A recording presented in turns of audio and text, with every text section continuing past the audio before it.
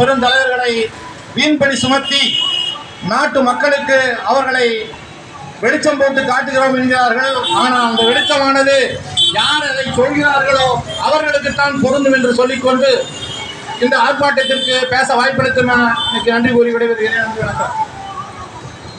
என்னுடைய நகர செயலாளர் சீனிவாசன் அவர்கள் பேசுவார்.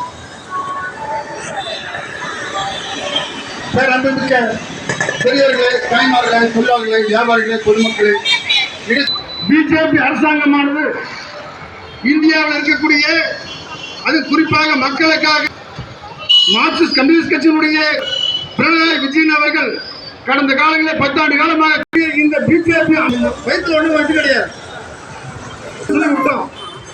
ஒன்றும் பண்ணிட்டு 2 மணி நேரம் பண்ணிட்டு வந்து ஒன்றும் இல்லை, ஒரு பேப்பர் இல்லை, உங்க வீட்டு எந்த இருக்காடு கிடைக்காது ஊழல் செய்யப்பட்ட இந்த நடவடிக்கை தான் நாடு பூரா இருக்கு.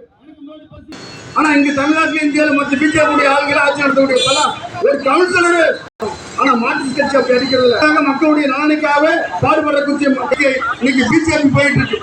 கட்சியுடைய அகில இந்திய பொதுச் செயலாளர் தோழர் எம்.ஏ. பேபி அவர்கள் தலைமையில ஒரு கண்டன ஆர்ப்பாட்டம் நடக்குது அந்த இடி அலுவலகத்துக்கு முன்னாடி. அந்த அனுமதிக்க முடியாதுன்னு சொல்லி அங்க அந்த தோழர்களை எம்.ஏ. பேபி, பிருந்தா காரட் போன்ற பல முக்கிய அரசியல் தலைமை தோழர்களை ரோட்டிலேயே வலிமை இந்தியாவில் வளர்ந்துட்டு இருக்கு. இந்தியாவில் அரசியலுடைய நீதிபதியா இருக்கக்கூடிய அந்த நீதிபதி அவர்கள் இந்தியாவுடைய படித்த பட்டதாரிகள் வேலையில்லாமல் இருக்கக்கூடிய அந்த இளைஞர்களை பார்த்து கரப்பான் பூச்சி என்று சொல்கிறார்கள். ஒரு நீதிபதி இந்தியாவுடைய சட்டத்தை பாதுகாக்கக்கூடிய அந்த நீதிபதி அவர்கள் இந்த கோடிக்கணக்கான இளைஞர்களுக்கு வேலை இல்லாமல் இன்னைக்கு அன்றாடம் அழல் பட்டிருக்கக்கூடிய படித்த பதவிக்கும் எம்ஏ பிஏ படித்து விட்டு அந்த தகுதிக்கு தகுந்த வேலை இல்லை. ஏதோ 10,000 8,000 தன் குடும்பத்தை காப்பாற்ற வேண்டும், பெற்றோர் படித்து வந்து பெற்றோரை காப்பாற்ற வேண்டும் அந்த நோக்கத்தில் கிடைத்த வேலைக்கு போய் வேலை செஞ்சு 10,000 மாஜியாச்சு வேலைக்கூடிய அந்த இளைஞர்களை பார்த்து கரப்பான் பூச்சி என்று சொல்லக்கூடிய நாடு பூரா ஒரு பெரிய அளவுக்கு போயிட்டு இருக்கு. அது இப்படிப்பட்ட பிஜேபி அரசாங்கமானது மக்கள் மத்தியிலும் சரி, இளைஞர்கள் மத்தியிலும் சரி, உழைக்கிற மக்கள் மத்தியில ஒரு அவனுடைய கொள்கை எடுபடாக போயிட்டு இருக்கு. அவங்ககிட்ட ஒரு கொள்கை கிடையாது, மத வெறிதான் இருக்கு. மார்க்சிஸ்ட் கட்சி கிட்ட ஒரு மாற்று திட்டம் இருக்கு. அதிகாரத்துக்கு வந்து சொன்னா எப்படி கேரளாவில் வீடு இல்லாத மக்களுக்கு வீடு கட்டி கொடுத்தோம், லட்சக்கணக்கான மக்களுக்கு வீடு கட்டி கொடுத்திருக்கோம். இந்தியாவில் மாற்று பொருளாதார கொள்கை இருக்கு. விலைவாசி ஒரு கடுமையா வேண்டிட்டு இருக்கு. விலைவாசி கட்டுப்படுத்த முடியும், வரியில்லா திட்டங்களை அமல்படுத்த முடியும். நூல் விலை உயர்வு, விவசாய இரும்பு விலை உயர்வு, சிமெண்ட் விலை உயர்வு, அத்தனை பொருட்களுக்கு விலை உயர்ந்து கொண்டே இருக்கிறது. என்று சாதாரணமாக சொல்ல போனால் அன்றாடம் தூங்கி எந்த திருப்பி சும்மா ஓடுது. அந்த டீசல் ஏற்ற லாரியோடைய உரிமையாளர் அந்த டீசல் விலையை ஏற்றுறாங்க. அப்ப அங்க ஏற்றுனா இங்க உணவு பொருள் விலை ஏறும். இப்படி ஒவ்வொரு பொருளுடைய இந்த டீசல் பெட்ரோல் விலை உயர்னால அத்தியாவசிய பொருட்கள் அத்தனை விலையும் பாதிக்கக்கூடிய அளவுக்கு இன்னைக்கு நம்ம தான் பாதிக்கிறோம். அதுக்காக மார்க்சிஸ்ட் கட்சி குரல் கொடுக்குது. இந்திய நாடு பூராவும் மதுவை பிடித்த பிஜேபியை பெட்ரோல் விலை ஏற்றாத ஒரு வேடிக்கை இருந்தது. எப்படி கொள்ளையடிக்கிறது நம்பிட்டு இருந்து 2014க்கு முன்னாடி இந்திய நாட்டில் ஒரு சட்டம் இருந்தது, ஒரு குழு இருந்தது. அந்த குழு என்னன்னு சொன்னா பெட்ரோல் விலை ஏறுச்சுன்னா கச்சா எண்ணெய் விலை உலக மார்க்கெட்ல கச்சா எண்ணெய் விலை ஏறுச்சுன்னா டீசல் விலை ஏற்ற மாட்டாங்க, குறைஞ்சிச்சுன்னா அது குறைச்சி கொடுப்பாங்க. அது ஒரு குழு இருந்து அந்த குழுவை நிர்ணயம் பண்ற குழு இருந்து. இன்னைக்கு பிஜேபி வந்த பொறுப்பாடு இந்த பெட்ரோல் டீசல் உள்ள விலையா அதானி அம்பானிக்கு கொடுத்த விளைவாக அந்த குழுவை கலைஞ்சிட்டாங்க. அன்றாடம் விலை ஏறிக்கிட்டே இருக்கு.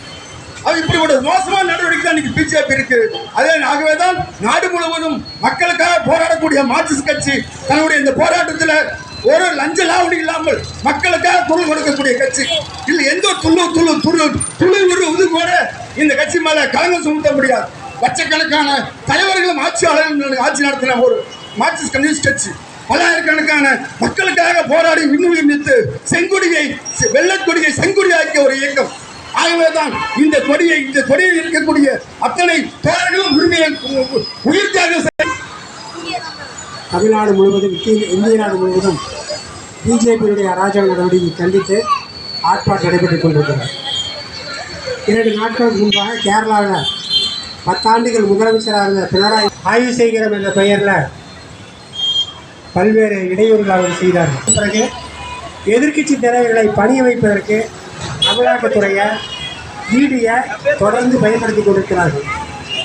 சமீபத்தில் டெல்லி முதல்வராக இருந்த கெஜ்ரிவால், அங்கே நிதியமைச்சராக இருந்த சிசோடியா இருவரையும் மதுபான ஊழலில் ஈடுபட்டாங்கன்னு சொல்லிட்டு ஈடி அமலாக்கத்துறையும் சிறையில் நடத்தது. கணக்கில் விசாரணை நடத்தி அவர்களுக்கும் இந்த குற்றச்செயல் எந்த விதமான சம்மந்தம் இல்லைன்னு சொல்லிட்டு கோர்ட்டு விடுதலை பண்ணிட்டாங்க.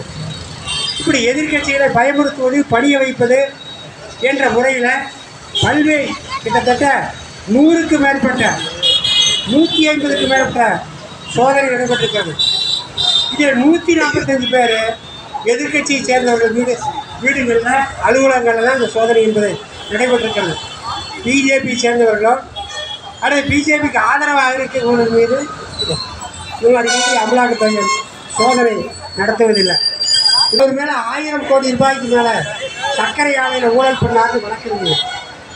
தேசியவாத காங்கிரஸ் தலைவராக இருந்த அவரை ஈடி அமலாக்கத்துறை முறை பயன்படுத்தி பிஜேபியில் சேர்த்துட்டார்.